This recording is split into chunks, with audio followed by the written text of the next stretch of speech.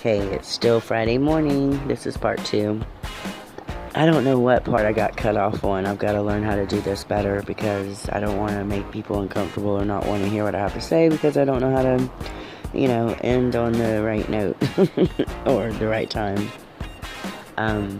But yeah, so I definitely want to mention some things that I've been thinking about for the last few days as I research and study, I put things in the back of my mind that I feel would be important to share with younger people or people that are up in age. It doesn't matter. It's whoever is just awakening, whoever is just trying to figure out what this is all about. Maybe they heard about it because, we're not all the same.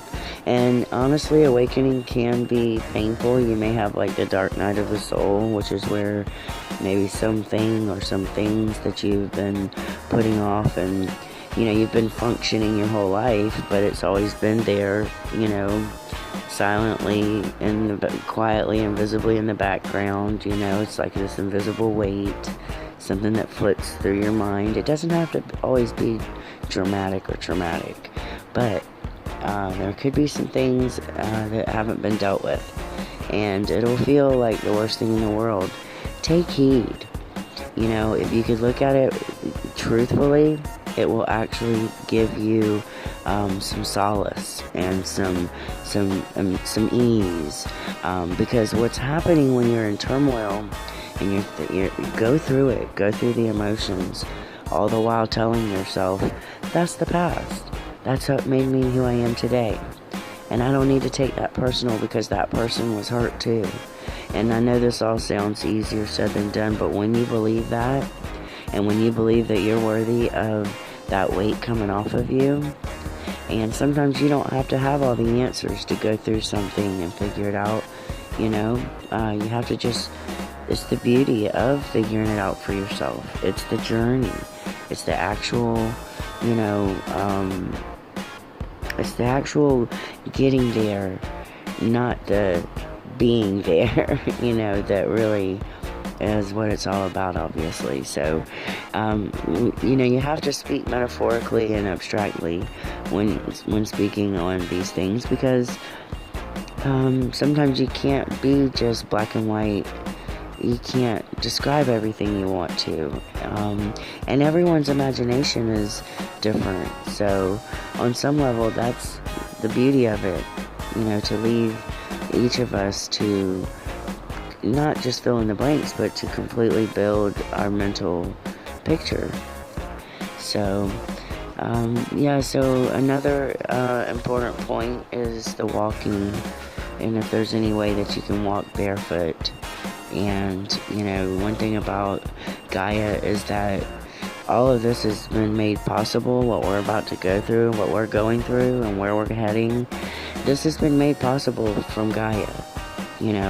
She had a choice, and she didn't have to handle things this way. And, I don't know how to put into words how lucky I feel. I can't put a word or a price or a number or anything on the depth of my appreciation to her. What a lovely spirit. What a dynamic, deep spirit, But, so the biggest pains I would say is just initially, I would have loved somebody to have told me it is okay. In fact, it's kind of a good thing, because that means that you're doing the work. And if you're doing the work, that means you're preparing.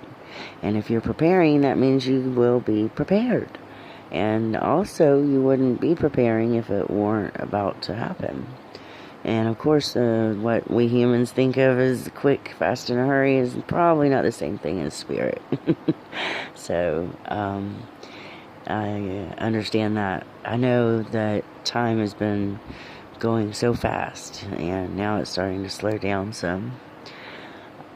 So I don't know. I guess when you're a beginner video maker, they cut you short on here. And I'm also trying to figure out, I guess I'm going to need to purchase or find a free one, like a program that will do that, allow me to grab some pictures, you know. I will show my face soon. I'm just not that, I don't know why I'm not ready for that, and I don't want my looks to disappoint or maybe cause someone not to hear my words.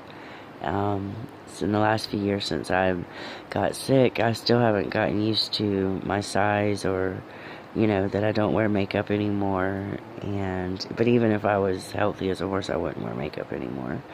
I'm a different person. I used to be a size 3, and that was just literally 3 years ago that came to an end. And wore makeup every day, or at least, every time I went somewhere. And I was concerned about my looks, not overtly or anything, and I was always complimented on my looks, and I took it for granted. And now I'm swollen, and as far as I'm concerned, I'm obese. And definitely big people are beautiful to me. I love them. I am just not comfortable with my face because my accident actually rearranged